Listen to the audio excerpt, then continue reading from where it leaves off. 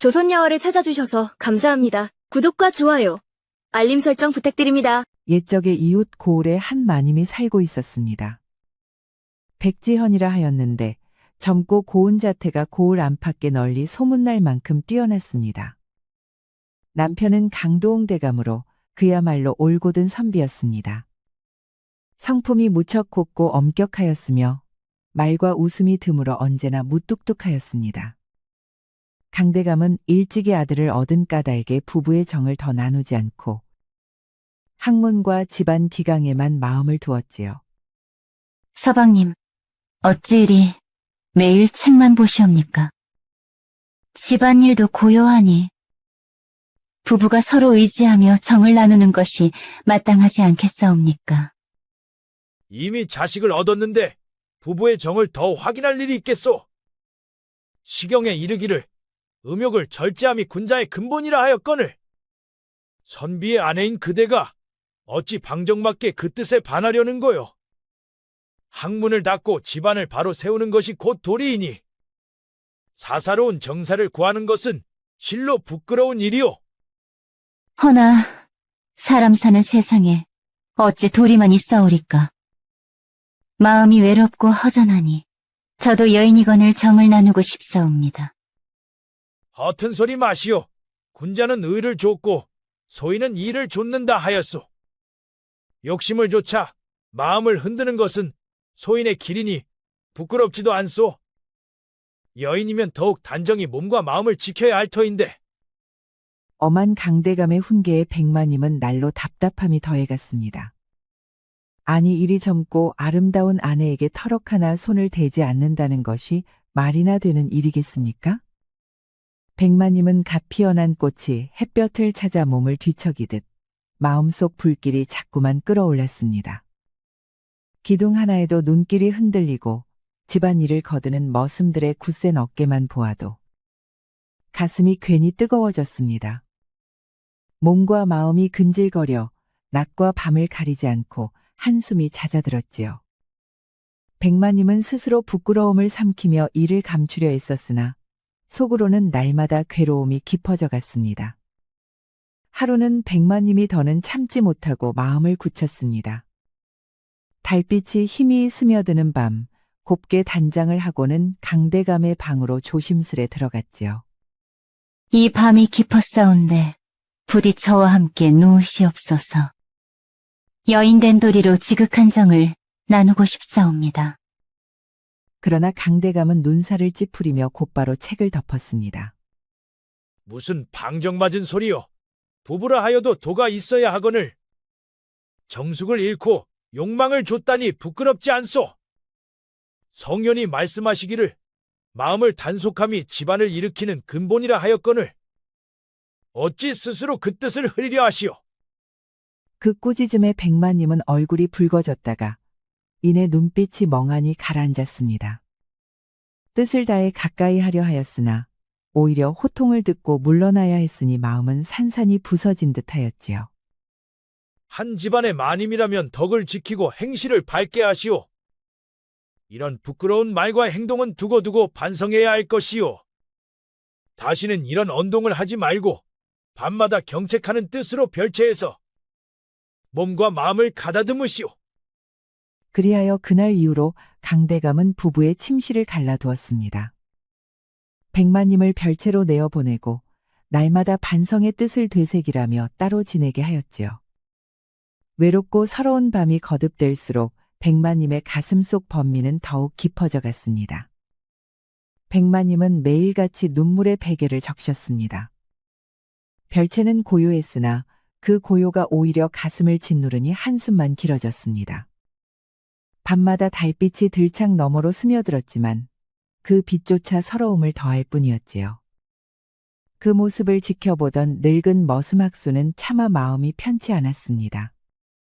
학수는 오랫동안 이 집안에서 머슴살이를 해온 터라 마님의 공궁을 모른 채 할 수 없었지요. 참다 못한 학수는 백마님의 별채를 직접 찾아서 위로의 말을 건넸습니다. 마님, 소인도 아래 것이라 감히 나설 처지는 아니오나 매일 이리 우시는 걸 보니 제 마음이 참 거북하옵니다. 나으리께서 너무 엄하신 까닭에 마님 속이 더 상하실까 걱정될 따름이옵니다. 백마님은 눈가를 훔치며 고개를 떨구었습니다.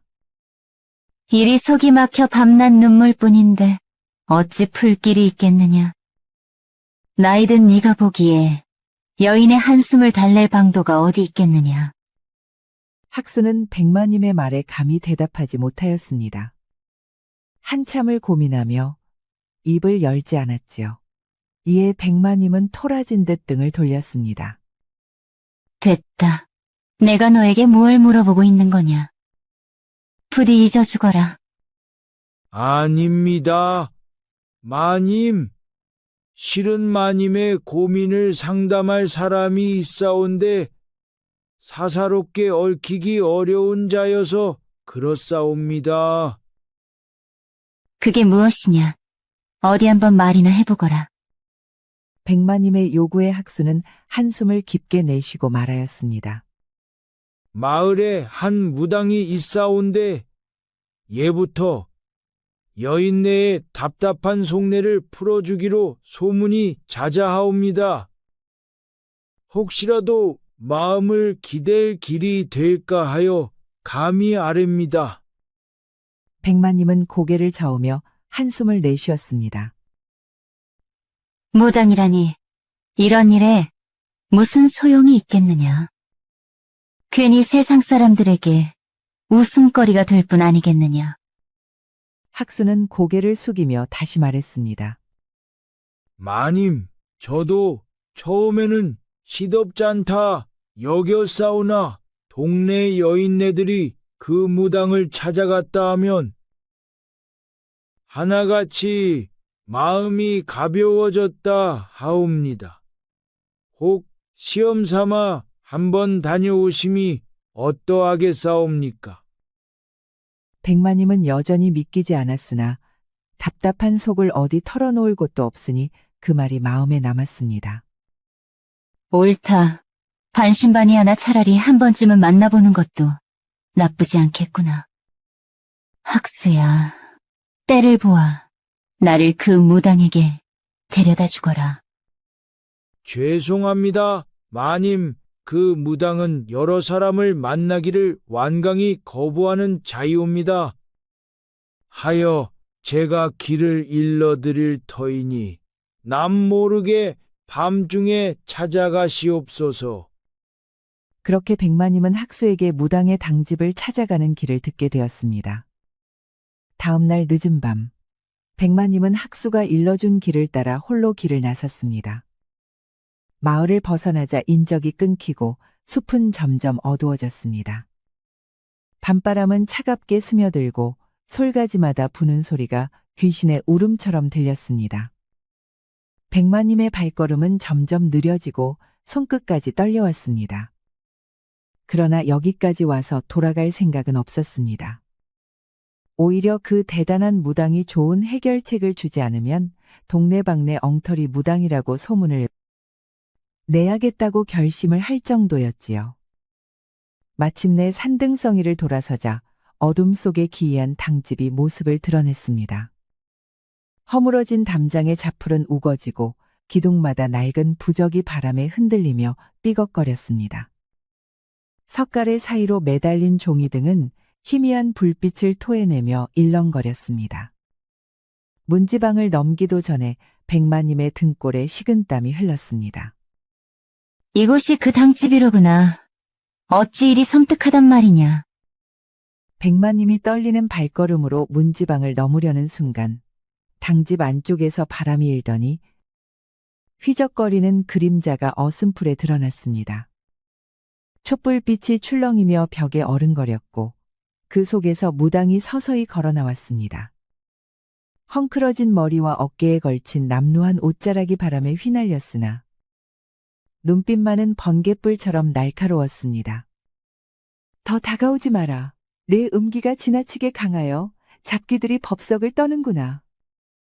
그 소리에 백마님은 혼이 쏙 빠져나간 듯 놀라 그 자리에 털썩 주저앉았습니다.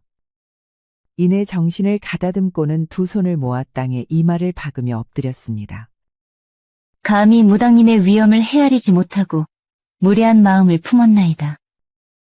부디 용서하여 주옵소서. 무당은 비웃듯 혀를 차며 고개를 끄덕였습니다. 남자의 미쳐 달려온 계집이 이토록 공손히 머리를 조아리다니 세상 참 요지경이로구나. 아니, 어찌 그것을? 어찌 알긴 내 눈이 옹이구멍인 줄 아느냐. 백마님의 얼굴은 불길처럼 붉게 달아올랐고 그제야 반신반의하던 마음을 단박에 거두었습니다. 말 한마디 하지 않았는데 어찌 백마님의 고민을 단박에 알아챘을까요? 역시나 학수가 말한 대로 아주 용한 무당이 확실했습니다. 무당님, 사실은 제 속사정을 털어놓으려 합니다. 제 서방님께서는 도무지 동침을 하지 않으시니 여인된 도리로 어찌해야 할지 막막하옵니다. 이 답답한 속을 풀 길이 없으니 부디 가르쳐 주시옵소서. 무당은 곁눈질을 하며 비죽 웃더니 느릿하게 혀를 굴렸습니다. 구멍이 하나라 하여 꼭 기둥도 하나만 있어야 한단 법이 있더냐. 틀어막을 방도는 많지 않겠느냐. 그 말에 백마님은 얼굴이 확 달아올라 고개를 푹 숙였습니다. 아주 노골적이었지만 딱히 틀린 말도 아니었습니다. 허나 백마님이 그렇게 하지 못하는 것에는 다 이유가 있었지요. 허나 그러다간 대감댁 마님의 위신이 땅에 떨어지고 말터인데 어찌 감히 그런 짓을 하겠사옵니까? 위신이라? 그 위신 지킨답시고 이 산골 무당을 찾아 기어들어온 건 괜찮고? 웃기는 소리로구나. 순간 백마님은 목구멍이 막힌 듯 말문이 닫혔습니다. 손끝이 파르르 떨릴 뿐이었지요. 무당은 잠시 입을 다물고 심드렁한 눈빛으로 백마님을 훑어보다가 툭 던지듯 말했습니다. 방법이야 있지. 백마님은 눈을 크게 뜨고 몸을 앞으로 기울였습니다. 정녕 그러하옵니까? 도대체 무슨 방법이오니? 어서 말씀해 주시옵소서. 허나 무당은 아무 대답도 하지 않고 그저 손가락으로 바닥을 두드릴 뿐이었습니다. 그제야 백마님은 무슨 뜻인지 눈치를 채고 품에서 엽전 한 뭉치를 꺼내어 조심스레 내려놓았습니다. 부디 제 성의를 받아주시고 속을 풀 길을 일러주옵소서. 무당은 엽전을 움켜쥐며 킥킥 웃었습니다. 그러더니 눈을 가늘게 뜨고 목소리를 낮추었습니다. 너는 아냐? 내가 왜 이거지 같은 산골짜기에서 털을 잡고 사는 줄. 백마님은 황망히 고개를 저었습니다. 소첩이 어찌 그것을 알겠사옵니까? 이 마을은 양기가 충만한 곳이야. 남정네들의 기운이 유독 세차서. 나 같은 무당이 신들린 것을 다스리기에는 딱이지. 그 양기를 잘만 이용하면 내 고민쯤은 간단히 풀릴 터. 그렇다면 정녕 그 양기로 제 근심을 덜 수 있겠사옵니까? 도대체 어찌해야 한단 말씀이옵니까? 그건 네가 굳이 알 바 아니고 내가 시키는 대로만 하면 되는 것이야. 그럼 무당님 말씀이라면 무엇이든 따르겠사옵니다. 제발 저를 이 괴로움에서 건져주소서. 무당은 그러자 소름 끼치는 미소를 지으며 백마님에게 설명하였습니다. 이야기를 들은 백마님은 여전히 반신반의하였습니다. 허나 이제 더는 의심만 할 수는 없었습니다. 하여 돈을 내고는 조용히 집으로 돌아갔습니다. 그리고 다음 날 해가 저물자 백마님은 무당이 일러준 대로 산속 깊은 폐가로 향하였습니다. 허물어진 담장 너머로 잡초만 무성하고 삭은 기둥마다 달빛이 스며 음산한 기운을 풍겼습니다. 백마님은 한참을 망설이다가 무당의 말이 떠올라 곧장 안으로 발을 들였습니다. 그리고는 폐가 안쪽 그늘 깊은 자리에 몸을 웅크리고 숨어 앉았습니다. 가슴은 두근거리고 손끝은 파르르 떨렸으나 이미 돌아설 수는 없었지요. 시간이 한참 흐른 뒤 삐걱거리는 소리와 함께 낡은 문이 밀려 열렸습니다. 백마님은 숨을 죽이고 살짝 고개를 들어보았습니다. 달빛에 드러난 사내의 얼굴은 놀랍게도 마을의 총각 박돌이였습니다. 박돌이는 바칠로 다져진 몸집이 옹골차고 어깨며 팔뚝마다 힘줄이 붉어져 있었습니다. 늘 소박한 행색이었으나 이날만큼은 거친 기운 속에서도 든든한 기세가 느껴졌습니다. 백마님은 순간 가슴이 철렁 내려앉았습니다. 평소에도 바깥나들이 나설 적마다 자신을 힐끗거리던 눈길이 떠올랐기 때문이지요. 박돌이는 폐가 안에 들어서더니 낡은 방 한가운데 자리를 펴고 촛불을 켰습니다. 허름한 보자기에서 삭은 곡식 한 줌과 마른 고기 조각을 꺼내어 조심스레 제단 위에 올렸습니다. 너무 가난하여 변변한 재물조차 없었으나 그 마음만은 간절했습니다. 도대체 박돌이가 이 늦은 시간에 폐가에서 무얼 하고 있는 걸까요? 박돌이는 사실 심한 생활고로 어려움을 겪고 있었습니다. 허나 이 뒷산에 있는 폐가에 정성 들여 기도를 하면 폐가의 귀신이 소원을 들어준다는 소문을 듣고 이렇게 찾아온 것입니다. 그만큼 지푸라기라도 잡자는 심정이었습니다. 하늘이시여, 가난의 지드로 하루하루가 고단하옵니다. 부디 저를 굽어 살펴주소서. 그는 무릎을 꿇고 이마가 닳도록 절을 올렸습니다. 목소리는 떨리고 기도는 끊임없이 이어졌습니다. 땀방울이 이마를 타고 흘렀으나 간절한 눈빛은 촛불만을 향했습니다. 한참을 빌던 박돌이는 지친 듯 어깨를 늘어뜨리더니 마침내 촛불 곁에 몸을 옆으로 뉘었습니다. 폐가 안에는 거친 숨소리만이 감돌았고 촛불은 바람에 흔들리며 불꽃이 위태롭게 떨렸습니다. 이윽고 서늘한 바람 한 줄기가 스며들자 화타턴 불꽃은 훅 하고 꺼져버렸습니다. 지금이로구나. 그 순간 어둠 속에 웅크리고 숨어있던 백마님의 눈빛이 번뜩였습니다. 가슴 속에서 쿵쾅대던 망설임은 사라지고 오직 달아오른 심장박동만이 귀를 메웠습니다. 더는 물러설 수 없음을 깨닫고 백마님은 단숨에 몸을 날려 박돌이에게 달려들었습니다. 뜻밖의 기습에 박돌이는 깜짝 놀라 눈을 번쩍 떴습니다. 허나 곧 저고리 자락에 시야가 가려지고 거친 손길이 입을 틀어막아 소리조차 낼 수 없었습니다. 그렇게 꼼짝없이 박돌이는 백마님에게 당해버렸지요. 밤은 길고 욕망의 불길은 사그라들 줄 몰랐습니다. 백마님은 오랫동안 그 불길을 놓아주지 않았고 결국 박돌이는 기진맥진하여 정신을 잃고 쓰러졌습니다. 백마님은 아쉬웠지만 어쩔 수 없었습니다. 흐트러진 옷자락을 추스르며 천천히 자리에서 일어섰습니다. 그리고는 아무 일 없었다는 듯 차가운 밤바람 속으로 발걸음을 옮겼습니다. 남겨진 박돌이는 지친 몸을 누운 채 꼼짝하지 못했고 허물어진 폐허 속을 달빛만이 싸늘히 비추고 있었습니다.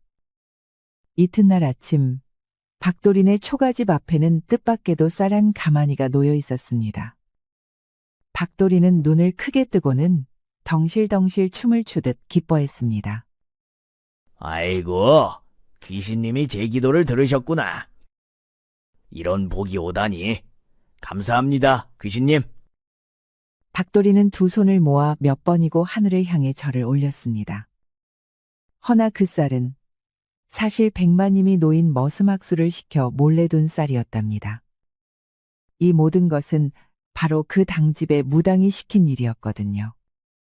그날 이후 마을의 소문은 은근히 퍼져나갔습니다.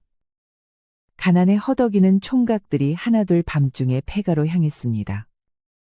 하룻밤을 보낸 총각들은 하나같이 하는 말이 똑같았습니다. 곡물을 올려 기도를 하고 잠에 들면 섬뜩한 바람이 불어온다. 그리고는 가위에 눌리는데 얼굴은 보이지 않지만 정말이지 너무나도 아름다운 여인이 올라타서 짓누르고 있는다는 겁니다.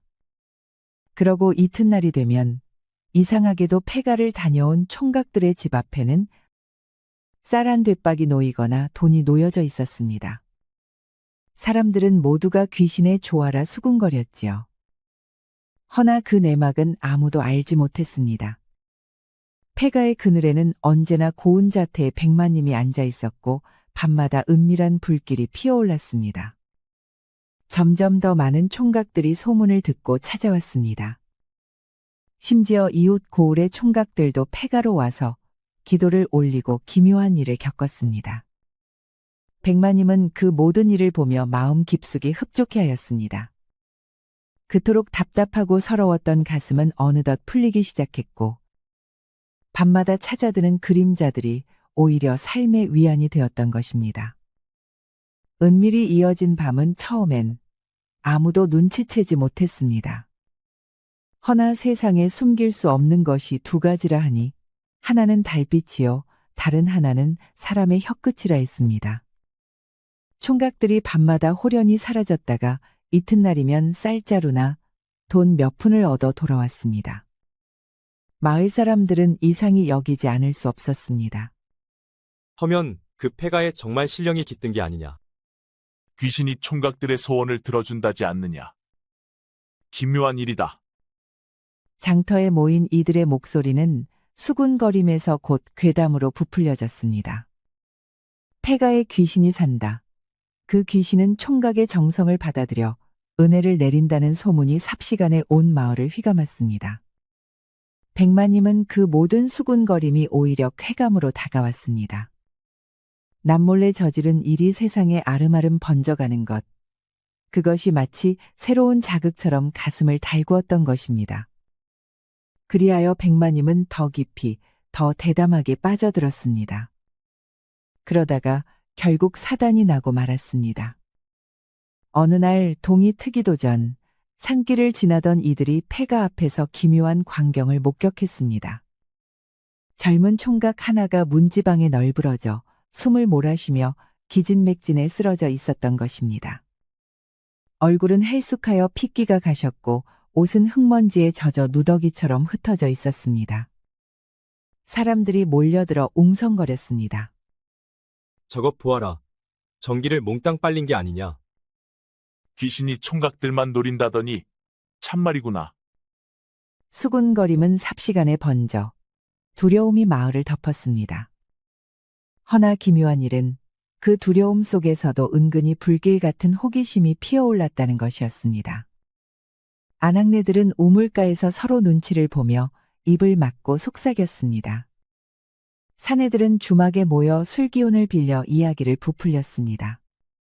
저 폐가에 있는 귀신이 총각들만 덮친다면서? 어이구야, 거참 밝히기는 무지하게 밝히는 귀신이구만. 그것뿐이요?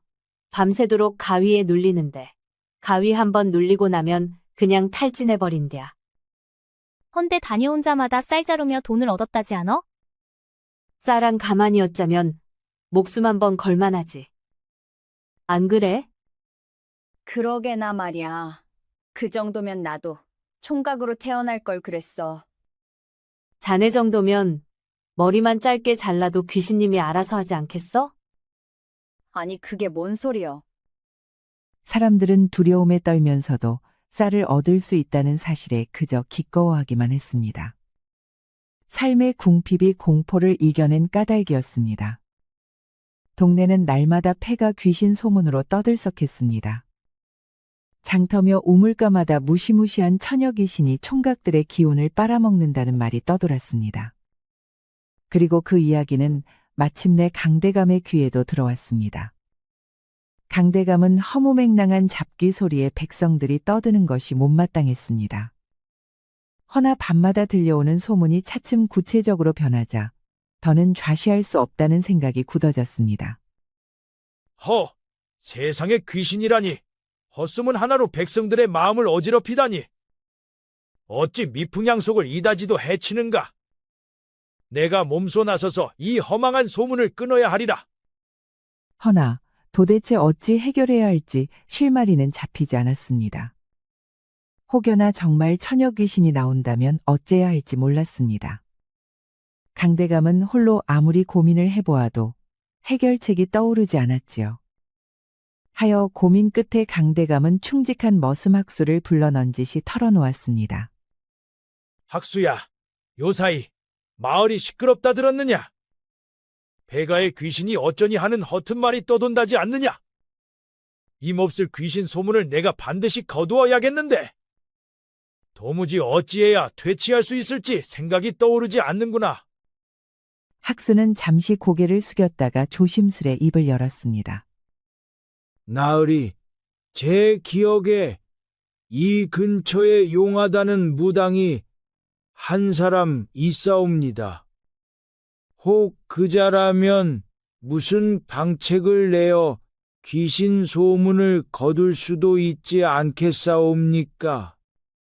옳거니 사람의 도리는 선비가 바로잡는 법이나 귀신의 일은 인간의 지혜로만 헤아릴 수 없는 법이지. 이와 같은 영험한 일은 무당에게 묻는 것이 옳을 터이니 내 말이 사리에 맞도다.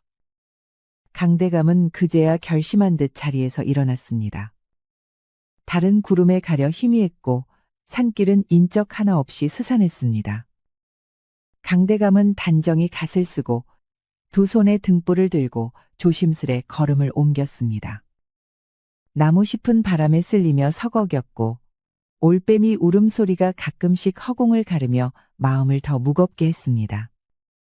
한참을 올라가자 산속 깊은 곳의 검은 그림자처럼 우뚝 선 당집이 눈에 들어왔습니다. 낡은 기둥에는 부적이 다닥다닥 붙어 있었고 문지방에는 닭털과 피 묻은 흔적이 남아 있었습니다. 이상한 비릿한 냄새와 향내가 뒤섞여 강대감의 코를 찔렀습니다. 강대감은 잠시 발을 멈추고 주저하다가 스스로를 다잡듯 고개를 끄덕였습니다. 헛소문일진데 내가 그 진상을 밝히고 만일 귀신이 있거든 바로잡아야 한다는 생각이 마음을 지탱하였습니다. 그리하여 문을 밀고 들어서니 어둠 속에서 촛불 하나가 깜박이며 어른거렸습니다. 무당은 강대감이 들어서자 오래 눈길을 주며 뜸을 들이다가 낮게 읊조리듯 말했습니다. 요사이 마을을 떠도는 그 귀신 소문, 대감께서도 들으셨을 터이지요? 그렇소. 허튼 말이라 여겼으나 백성들이 술렁이니 좌시할 수 없소이다.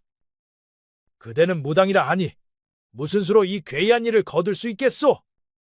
무당은 빙긋 웃으며 촛불 위로 재를 흩뿌렸습니다.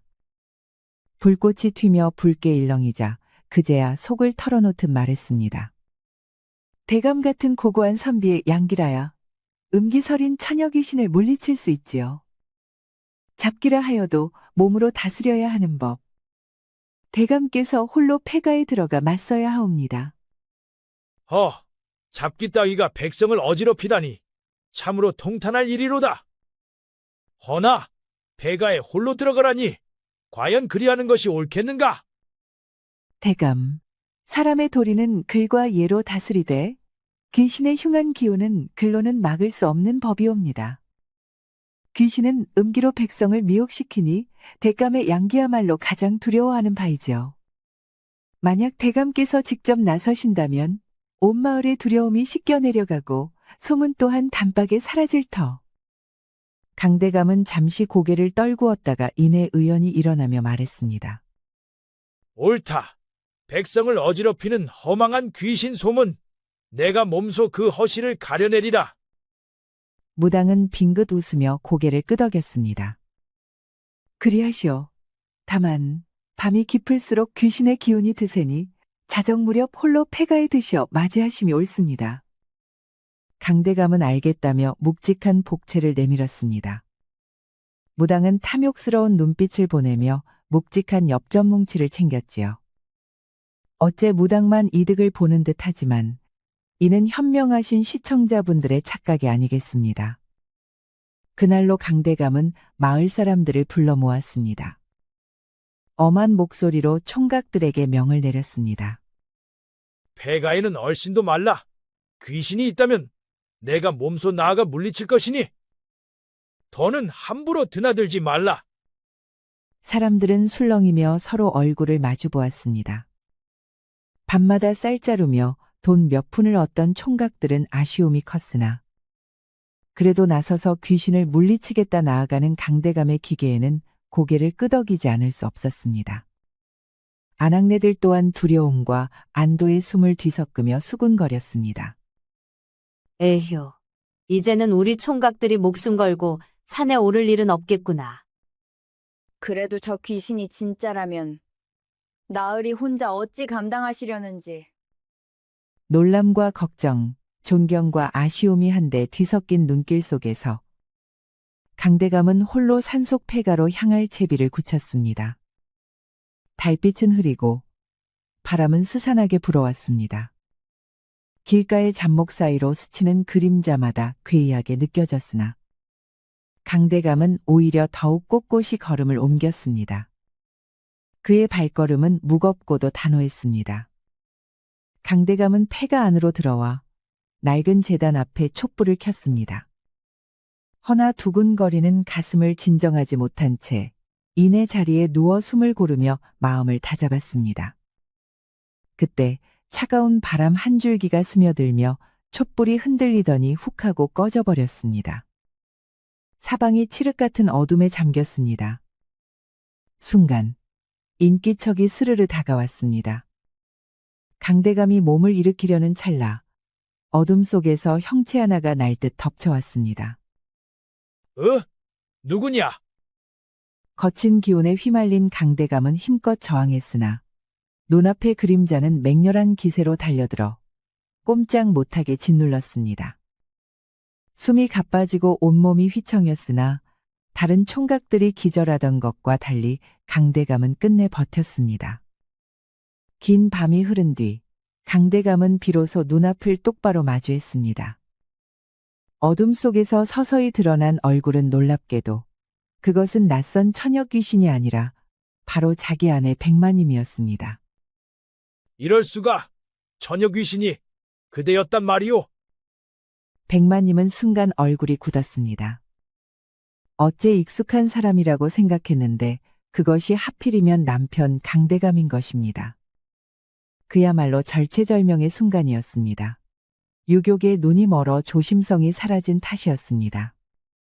그러나 백마님은 그간 수많은 총각들을 해치웠습니다. 본래 소심하고 여렸던 백마님은 어느새 어느 산에 못지않은 담대함이 깃들어 있었지요. 하여 순간의 기지를 발휘했습니다. 대감, 놀라지 마옵소서. 저 또한 무당을 찾았더니 이 폐가에와 빌라하기에 그대로 따른 것이옵니다.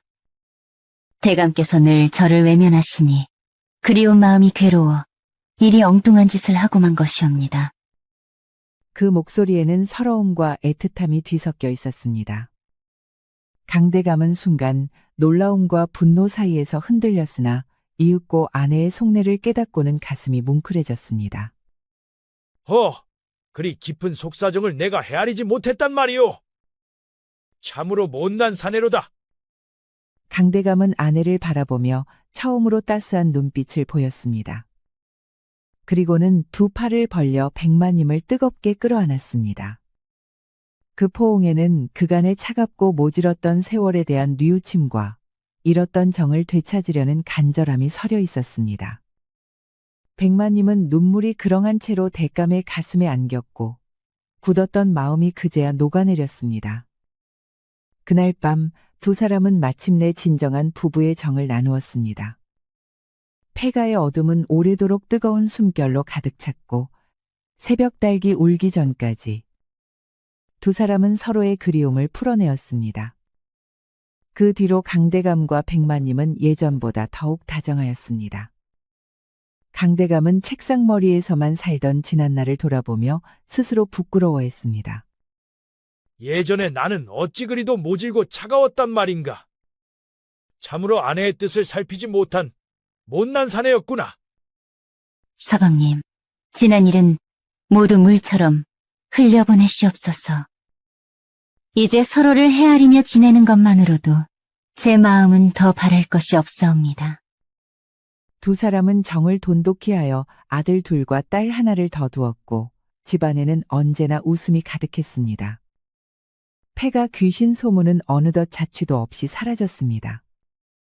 마을 사람들은 그 일을 두고도 한참 수군거리다가 시간이 흐르자 더 이상 입에 올리지 않았습니다. 그 대신 강대감이 밤마다 백성들의 고충을 들어주고 굶주린 이를 도우며 선정을 베풀자 고을 안팎의 칭송이 자자했습니다. 예전엔 글만 읽는 분이라 여겼는데 이제는 참으로 백성을 아끼는 분이로다. 그러게 말이오. 대감댁이 화목하니 우리 고을도 화평해진 게 아니겠소.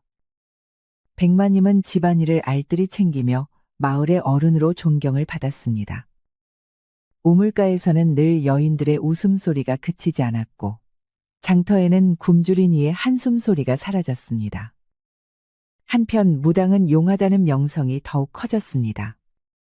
멀리 한양에서도 사람들이 찾아와 길게 줄을 섰고 무당은 빙긋 웃으며 그들을 맞았습니다. 허허, 세상일이란 닷대가 있는 법이지. 귀신도 소문도 결국은 사람 마음이 불러들이는 것일 뿐이니라. 그리하여 고을은 오랫동안 평안했고 사람들은 두루 웃음을 잃지 않았습니다. 우리 이야기가 여러분들에게 조금이나마 재미를 선사할 수 있기를 바랍니다. 다른 재미있는 영상도 많으니 즐겁게 봐주세요. 그럼 여러분 모두 행복하고 즐거운 시간 되세요. 우리 이야기가 여러분들에게 조금이나마 재미를 선사할 수 있기를 바랍니다. 다른 재미있는 영상도 많으니 즐겁게 봐주세요. 그럼 여러분 모두 행복하고 즐거운 시간 되세요.